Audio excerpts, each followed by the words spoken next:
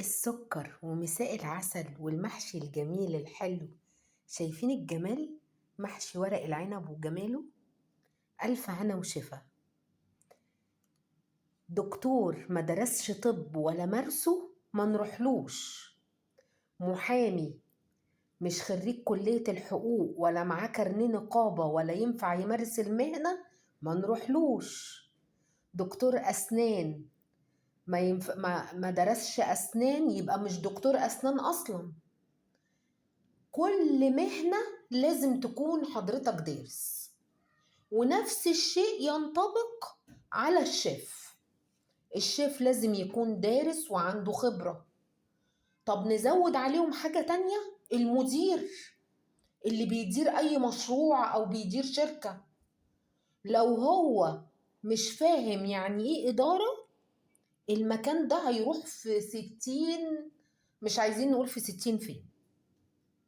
معنى كلامي ده إيه؟ إن حضرتك لو مش شيف ما تدخلش المطبخ وتبوظ لنا الدنيا لو سمحت. وما تقوليش بقى أنا طول عمري بطبخ، أنا بعمل. كل واحد يا جماعة بيطبخ لأهل بيته، طبيعي أهل بيته بيبقوا راضيين باللي بيعملوه له، لأن هو بيعمل حاجة على مزاج بيته وأهل بيته، فطبيعي تعجبهم. لو ما عجبتهمش يبقى في خلل في الأسرة دي. أم بتعمل أكل لولادها مش بيعجبهم، دي تبقى مش مظبوطة نفسيا. دي واحدة بتعذب ولادها وبتعمل لهم أكلات هم مش بيحبوها ولا عجباهم ولا أي حاجة. فطبيعي الأكل لازم يكون عاجبهم، لو مش عاجبهم تبقى مشكلة. طيب معنى كلامي ده إيه؟ إن مش عشان حضرتك وقفتي في المطبخ تروحي تفتحي لنا مشروع. مش عشان حضرتك طلعت في دماغك شفت بتوع الأكل بيكسبوا وطول النهار طلبات داخلة وطلبات خارجة، يبقى تروح تدير مشروع وانت ما تعرفش يعني ايه إدارة أصلا. يعني انتوا لا عارفين تديروا ولا عارفين تطبخوا، امال بتفتحوا مشاريع ليه؟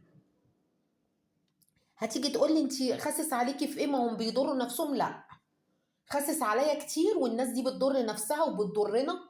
لما واحدة تيجي تفتح لي مشروع وتروح عامله لي نفس الطبق اللي انا بعمله ب 200 جنيه تعمله لي هي ب 100 جنيه ولا ب 150 جنيه، هي بتضرني في اكل عيش.